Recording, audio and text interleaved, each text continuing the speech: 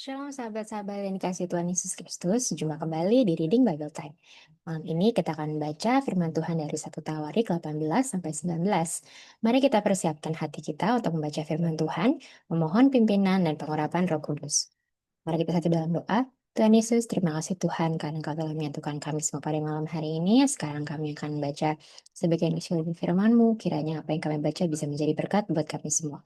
Dalam nama Tuhan Yesus, kami berdoa dan mengucap syukur. Amin.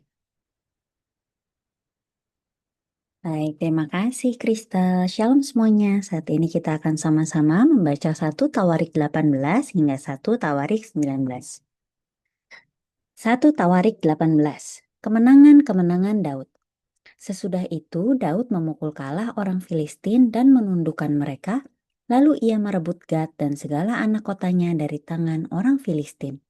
Dan Daud memukul kalah orang Moab, sehingga orang Moab takluk kepadanya dan harus mempersembahkan upeti.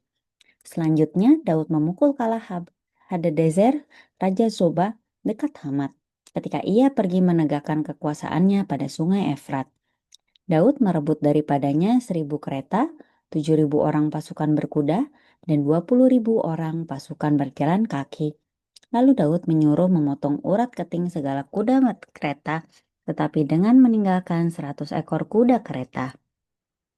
Lalu orang Aram dari Damsyik datang menolong Hadadezer, Raja Zoba. Tetapi dari antara orang Aram itu, Daud menewaskan 22.000 orang. Kemudian Daud menempatkan pasukan-pasukan pendudukan di daerah orang Aram dari Damsyik, dan orang Aram itu menjadi budak Daud yang harus mempersembahkan upeti. Tuhan memberi kemenangan kepada Daud kemanapun ia pergi berperang. Sesudah itu Daud mengangkut perisai-perisai emas yang dipakai oleh orang-orang Hadadezer lalu membawanya ke Yerusalem. Dan dari Tibat dan dari Kun, yaitu kota-kotanya Hadadezer, Daud mengangkut amat banyak tembaga. Daripadanya Salomo membuat laut tembaga, tiang-tiang dan perlengkapan tembaga.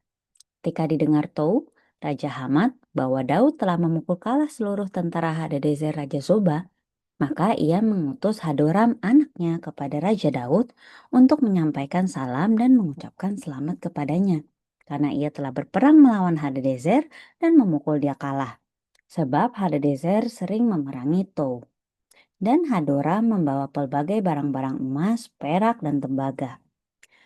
Juga barang-barang ini dikhususkan Raja Daud bagi Tuhan bersama-sama perak dan emas yang diangkutnya dari segala bangsa, yakni dari orang Edom, dari orang Moab, dari Bani Amon, dari orang Filistin, dan dari orang Amalek. Abisai, anak Zeruya, menewaskan 18.000 orang Edom di lembah Asin. Lalu ia menempatkan pasukan-pasukan pendudukan di Edom, sehingga seluruh Edom diperbudak oleh Daud. Tuhan memberi kemenangan kepada Daud kemanapun ia pergi berperang. Pegawai-pegawai Daud. Demikianlah Daud telah memerintah atas seluruh Israel dan menegakkan keadilan dan kebenaran bagi seluruh bangsanya. Yoab anak Zeruya menjadi panglima, Yosafat bin Ahilud menjadi bendahara, Zadok bin Ahitub dan Ahimelek bin Abiatar menjadi imam, Sausa menjadi panitera, Benaya bin Yoyada menjadi panglima orang Kreti dan orang Pleti, dan anak-anak Daud adalah orang-orang utama yang diperbantukan kepada raja. 1 Tawarik 19. Daud berperang melawan Bani Amon dan orang Aram.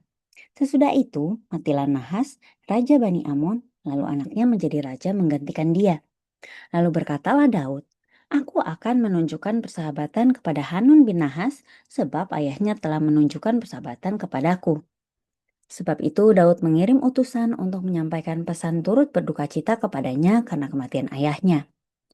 Tetapi ketika pegawai-pegawai Daud sampai ke negeri Bani Amon itu kepada Hanun untuk menyampaikan pesan turut berduka cita kepadanya, berkatalah pemuka-pemuka Bani Amon itu kepada Hanun, "Apakah menurut anggapanmu Daud hendak menghormati ayahmu karena ia telah mengutus kepadamu orang-orang yang menyampaikan pesan turut berduka cita?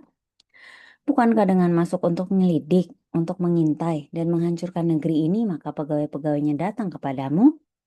Lalu Hanun menyuruh menangkap pegawai-pegawai Daud itu, disuruhnya mencukur mereka dan memotong pakaian mereka pada bagian tengah sampai pangkal paha mereka. Kemudian dilepasnya mereka. Ketika mereka berjalan pulang, diberitahukan kepada Daud tentang orang-orang itu, lalu disuruhnya orang menemui mereka, sebab orang-orang itu sangat dipermalukan. Raja berkata, "Tinggallah di Yeriko sampai janggutmu itu tumbuh, kemudian datanglah kembali."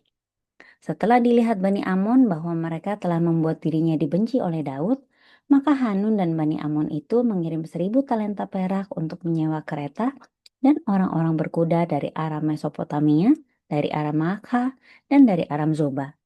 Mereka menyewa 32.000 kereta, serta Raja Negeri Maakah dengan tentaranya yang datang berkemah dekat Medeba.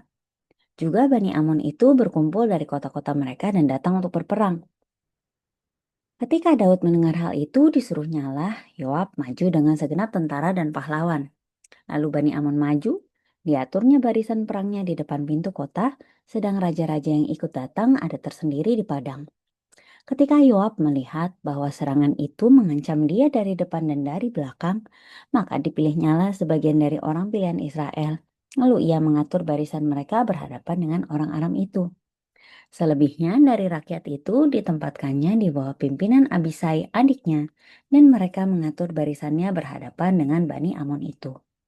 Lalu berkatalah Yoab, "Jika orang Aram itu lebih kuat daripadaku, maka haruslah engkau menolong aku. Tetapi jika Bani Amon itu lebih kuat daripadamu, maka aku akan menolong engkau. Kuatkanlah hatimu dan marilah kita menguatkan hati untuk bangsa kita dan untuk kota-kota Allah kita. Tuhan kiranya melakukan yang baik di matanya." Lalu Yoab dan tentara yang bersama-sama dengan dia maju menghadapi orang Aram itu untuk berperang, dan orang-orang itu melarikan diri dari hadapannya. Ketika Bani Amon melihat bahwa orang Aram sudah melarikan diri, maka mereka pun larilah dari hadapan Abisai adik Yoab dan masuk ke dalam kota. Sesudah itu Yoab pulang ke Yerusalem. Ketika orang Aram melihat bahwa mereka telah terpukul kalah oleh orang Israel, maka mereka mengirim utusan-utusan dan menyuruh orang Aram yang di seberang sungai Efrat maju berperang di bawah pimpinan Sofak, panglima tentara Hadadezer. Lalu setelah hal itu diberitahukan kepada Daud, maka dikumpulkannya seluruh orang Israel di seberanginya sungai Yordan, lalu sampai ke dekat mereka dan diaturnya barisannya melawan mereka. Ketika Daud mengatur barisannya berhadapan dengan orang Aram itu untuk berperang, maka mereka bertempur melawan dia. Tetapi orang Aram itu lari dari hadapan orang Israel, dan Daud membunuh dari orang Aram itu 7.000 ekor kuda kereta dan 40.000 orang pasukan berjalan kaki. Juga Sofak, panglima tentara itu dibunuhnya. Ketika dilihat orang-orang yang takluk pada Hadadezer bahwa mereka telah terpukul kalah oleh orang Israel, maka mereka mengadakan perdamaian dengan Daud dan takluk kepadanya. Sesudah itu orang Aram tidak mau lagi memberi pertolongan kepada Bani Amon. Demikian pembacaan firman Tuhan pada malam hari ini. Nah, Kristal, di sini aku mau share nih. Kalau yang aku perhatikan di 1 Tawarik 18 hingga 19 ini banyak terkait peperangan ya. Masih lanjut lah ya dari kisah tentang Daud. Nah, secara khusus kalau misalnya kita lihat di 1 Tawarik 18 kan mostly terkait kemenangan-kemenangan Daud. Sedangkan yang 19-nya peperangan Daud melawan Bani Amon dan orang Aram yang pada akhirnya pun kita bisa lihat Daud dan orang Israel ini menang gitu. Nah, di sini aku melihat secara khusus betapa Daud itu karena ia berserah kepada Tuhan, maka Tuhan pun juga memberi kemenangan kepada Daud. Kalau kita lihat tadi kan 1 Tawarik 18 ada dua ayat yang menyatakan kalimat yang sama. Yang sebenarnya mau jadi ayat mas kita juga nih Kristal. Tuhan memberi kemenangan kepada Daud kemanapun ia pergi berperang. Jadi itu ada di ayat 6b dan juga ada ayat di 13b. Di sini aku benar-benar melihat bahwa dalam perjalanan peperangan ini, kan sebenarnya kalau kita boleh bilang orang Israel itu menjadi orang yang kecil di sini. Namun di sini benar-benar Daud itu sedang memperjuangkan bangsanya. Makanya kalau kita bisa lihat juga di ayat 14, demikianlah Daud telah memerintah atas seluruh Israel menegakkan keadilan dan kebenaran bagi seluruh bangsanya. Jadi di sini aku melihat betapa Tuhan pasti akan membela kita. Tuhan yang memberikan kemenangan pada kita. Ini bukan kekuatan Daud dan juga pasukan bangsa Israel gitu ya, tapi benar-benar karena kasih Tuhan. Juga di sini kalau misalnya kita sempat baca nih di ayat 11, ada nih barang-barang yang dikhususkan Raja Daud bagi Tuhan, perak emas, perak emas juga yang diangkut dari segala bangsa gitu, dari yang sebenarnya kalau boleh dibilang yang dilawannya gitu ya, dan dimenangkan. Jadi di sini aku benar-benar selain Tuhan juga memberikan kemenangan, tetap kita juga harus menyatakan rasa syukur kepada Tuhan untuk kebaikan Tuhan yang telah memberi kemenangan pada kita. Tantangan pasti banyak, mungkin kalau zaman dulu Daud dalam berperang gitu melawan bangsa lain, ya kita masing-masing pasti punya tantangan sendiri. Tapi kita fokus untuk menyenangkan Tuhan, ya nanti kita pun juga akan diberikan kemenangan dari Tuhan. Itu dari aku. Kalau dari kamu gimana, Kristal? Kalau aku sih sebenarnya memang kalau kita nge-refer dari cerita yang tadi, memang kalau misalnya kemenangan itu cuma dari Tuhan aja.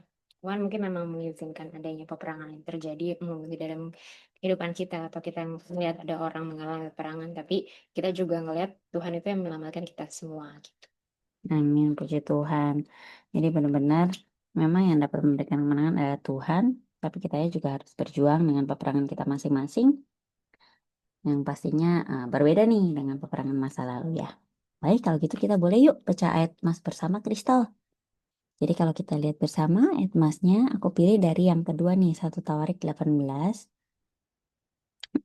ayat 13 khususnya yang B, tapi kita baca seluruhnya ya. Lalu ia menempatkan pasukan-pasukan pendudukan di Edom sehingga seluruh Edom diperbudak oleh Daud. Tuhan memberi kemenangan kepada Daud kemanapun ia pergi berperang. Puji nama Tuhan. Mari kita bersatu di dalam doa. Bapa, Engkau baik dan selamanya Engkau baik. Terima kasih Tuhan untuk kebaikan Tuhan dalam kehidupan kami. Terima kasih Tuhan untuk kemenangan-menangan yang Tuhan telah berikan pada kami. Kami mengucap syukur Tuhan. Biarlah rasa syukur ini Tuhan boleh Tuhan menjadi dasar kami Tuhan untuk senantiasa juga Tuhan menyenangkan Tuhan yang telah terlebih dahulu mengasihi kami. Tuhan, kami tahu Tuhan dalam kehidupan kami pasti banyak tantangan kehidupan, tapi biarlah kami berserah hanya kepada Tuhan saja dan boleh berjalan bersama Tuhan. Terima kasih ya Bapa. Ini doa kami ya Bapa, kami serahkan juga Tuhan kegiatan kami setelah ini dan kami rindu Tuhan esok hari boleh berkumpul lagi dalam Reading Bible Time. Terima kasih ya Bapa, dalam nama Tuhan Yesus Kristus kami telah berdoa. Haleluya. Amin. Silakan Kristal. Amin, thank you. Demikianlah reading Bible Time kita pada malam hari ini. Terima kasih semua untuk perhatiannya. Sampai jumpa kembali di reading Bible Time pada hari esok, hari Kamis, tanggal 21 Agustus 2025, pukul 20.00 WIB. Tuhan Yesus memberkati.